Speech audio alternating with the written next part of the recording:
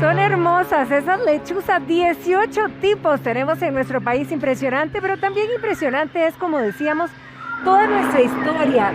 Y hoy queremos entender un poquito más de cada una de las cosas que vemos y con las que nos deleitamos. Así que el sociólogo Rodrigo Campos está con nosotros.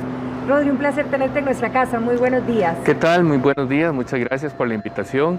Y bueno, pues aprendamos un poco de dónde venimos para saber quiénes somos. Exacto. Cuando hablamos, por ejemplo, ¿verdad? Aquí vemos esta pieza de oro, vemos que tiene brillo, vemos que también se escenifican muchos animales en todas las que son estas piezas que vemos. ¿Eran tan importantes, digamos, todo esto, todas estas combinaciones que comento en la historia precolombina? Dentro de nuestras raíces históricas, mezclar la figura humana con la figura de animales le da al ser humano características sobrenaturales. Y de alguna manera podemos aprender de la naturaleza y de los procesos de la naturaleza cómo es que funciona el mundo. Que un buitre sea una deidad, digámoslo así, ayuda a explicarnos por qué se llevan la carne de las personas que fallecen y la llevan a las alturas, a los cielos. Y entonces tenemos que esa combinación entre animal y ser humano nos deja también una relación que tenemos aún en nuestros días, que es nuestro amor por la naturaleza, nuestra cercanía con el entorno animal, vegetal y demás, y que nos hace parte de eso. Ahora, en estas manifestaciones también y en estas piezas, Rodri, podemos ver, por ejemplo, los valores que se tenían, por ejemplo, las tradiciones, los hábitos, ¿verdad?, de toda la gente que vivía en ese momento. Hay algunas cuestiones culturales que persisten muy fuertes en nuestro país, todo lo relacionado con el maíz. Tenemos muchas comidas relacionadas con el maíz y las usamos en eventos especiales. Le echamos maíz al arroz con pollo para los cumpleaños. Usamos tortillas muy cotidianamente, pozol, mazamorra, etcétera, que las usamos en nuestras fiestas, en nuestros rezos, en nuestras actividades comunales, cuando estamos con la familia, con el barrio, con los amigos. Ahora, Rodri, si te das vuelta y bueno, lo puedes ver en pantalla, ¿verdad? En el penacho de la modelo que tenemos aquí representando también, ves este pico de animal que muchas veces pudiéramos decir, ¿es este o no es este? Esas representaciones y tan fuertes, porque se ve con ¿verdad? No es agresiva, pero fuerte. ¿Por qué? Es un pico que desgarra la carne. Es un pico de un ave que toma la carne de quienes fallecen, incluidos los animales, fortaleza, y lo transforma. La muerte, la pérdida se vuelve a incorporar al ciclo de la vida y continúa de manera perenne, ya no como un ser humano, sino como parte de la naturaleza, como parte incluso de nuestra historia de los antepasados. Los metales preciosos, ¿verdad? Que vemos también en diferentes, vemos metales, vemos oro, vemos plata, pero también vemos mucha piedra que brilla. ¿Esto qué representa? ¿Cuál es su peso? La atracción que tiene el brillo hacia el ser humano es un reflejo evolutivo de millones de años. Cuando nuestros ya antepasados, de los antepasados, mucho antes de poblar este continente, migraban de una zona a otra, necesitaban agua. Y el agua con el sol genera una serie de reflejos, de pequeños espejitos, y eso nos atrae. ¿Por qué? Porque sin agua no podemos vivir. Y de esa manera, de reservorio de agua a otro reservorio de agua, es donde se van generando los primeros asentamientos, y todavía vemos hoy que nuestras principales ciudades crecieron alrededor de un río, de un estanque, etc. Ahora, en la cosmología, por ejemplo, cuando vemos al dios Cibú, ¿verdad? Que si bien es cierto fue el creador, pero por otro lado también bajó a la tierra para enseñarnos.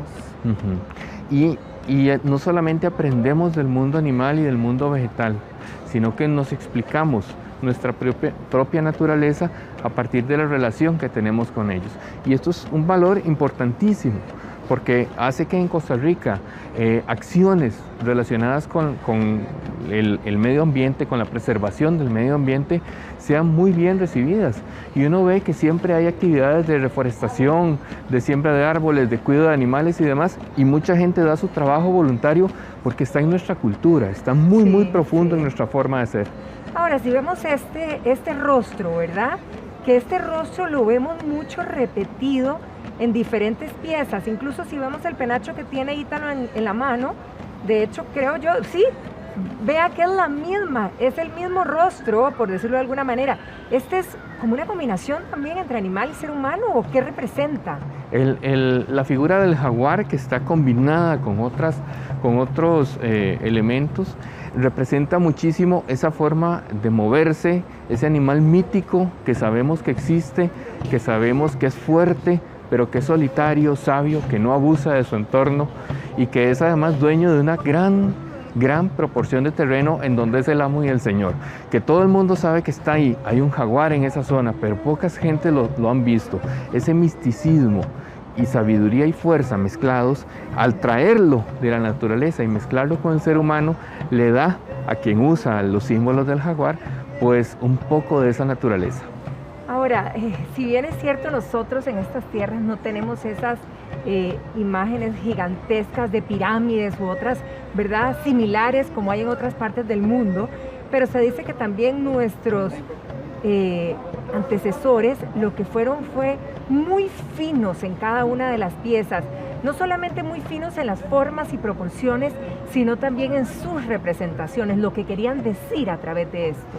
Sí, justamente no se desarrolló ese tipo de arquitectura megalítica. Exacto. Pero sí tenemos otros elementos importantísimos. Hay acueductos que tienen cientos de años funcionando en Guayabo de Turrialba, sin mantenimiento, digamos, o con muy poco mantenimiento, pero que se diseñaron de manera tal que funcionaran por años. Y eso lo vemos en muchísimos otros lugares. Este tipo de arquitectura también comunal, de espacios para compartir, de espacios para que la comunidad converse, crezca, se vean unos a otros y compartan.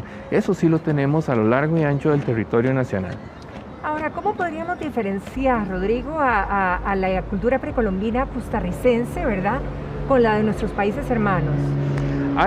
Es muy difícil establecer ciertas diferencias porque es una especie de continuo.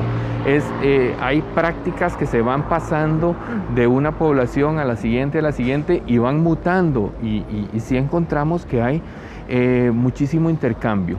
Hay piezas en jade acá en Costa Rica que podemos observar con figuras muy propias de América del Norte. ¿Qué significa eso? Que las ideas, el conocimiento y algunas imágenes pudieron bajar hasta acá y continuar. Costa Rica ha sido un puente de muchísimas cosas. Hoy algunas de esas cosas no son tan buenas, pero la biodiversidad, aves, plantas, animales, cultura, personas, conocimiento, eso ha estado viajando por este maravilloso puente por siglos. Y eso es lo que nos preguntamos, por ejemplo, ¿verdad?, en ese viaje, porque cuando vemos las piezas aquí en el país, vemos mucho trabajo en oro. Y uno se pregunta, bueno, ¿y el oro de dónde lo sacaron?